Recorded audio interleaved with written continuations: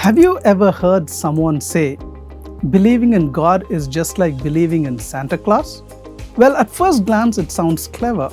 It sounds dismissive. But is it actually true? Today, let's slow this down and ask a fair question. Is belief in God really the same as belief in Santa Claus? Hello and welcome to our video series on the existence of God, where we explore questions and topics related to God's existence and also analyze arguments for and against the existence of God. Is belief in God like belief in Santa Claus? First of all, when people compare God to Santa Claus, they usually mean one thing: that belief in God is based on childhood conditioning, emotion, or wishful thinking, not reason. Santa Claus makes children happy. God gives adults comfort. So same thing, right? Well, not so fast. Why? Because this comparison only works if God and Santa belong in the same category, and they don't. So let's start with Santa. Santa Claus is a known fictional character. His story is openly presented as imaginary folklore.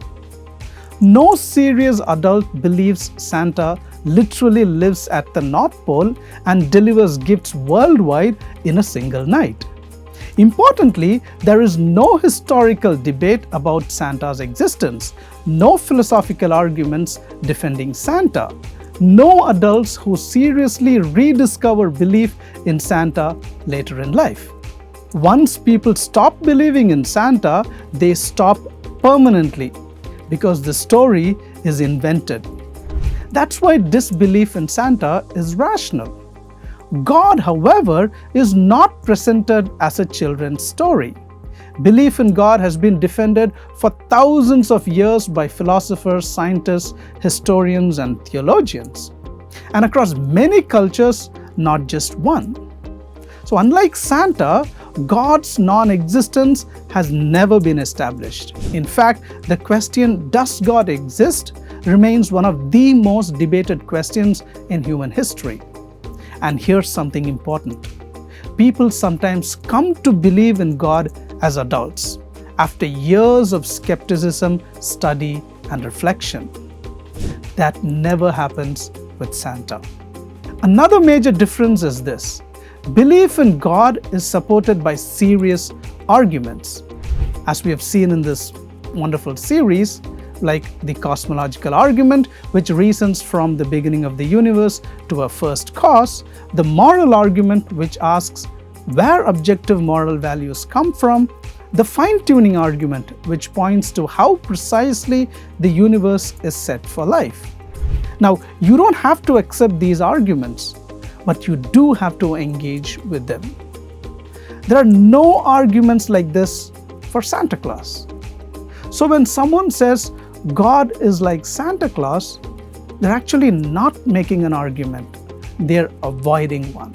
Another common claim is that people believe in God because it feels good. But this is a logical mistake.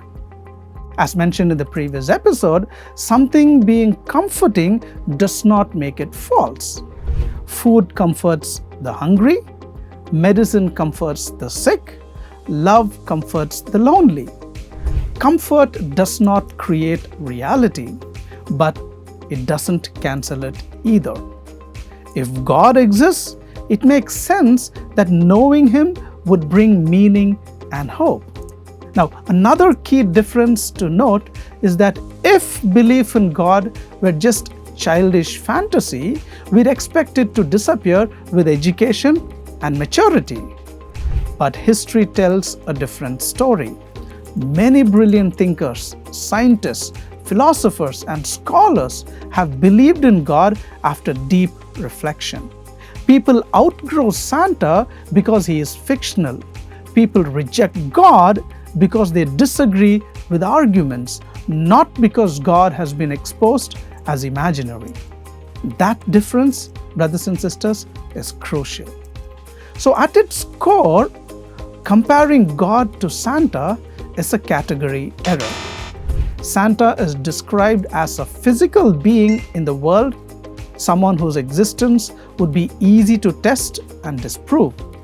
God, on the other hand, is understood as non-physical, timeless, necessary, and the cause of space, time, and matter. You can't dismiss God using the same standards you use to dismiss Santa, because they are not the same kind of being. So, is belief in God like belief in Santa Claus? Absolutely no. Santa is a known fictional character with no evidence or serious defenders. Belief in God is supported by centuries of philosophical reasoning, historical claims, and rational debate. Calling God Santa for adults may sound witty, but it's intellectually shallow. If God does not exist, that conclusion must be reached by engaging the arguments, not mocking them. Thanks for watching. If you found this video useful, don't forget to like, share, and subscribe for more content such as this. See you in the next episode, and God bless you.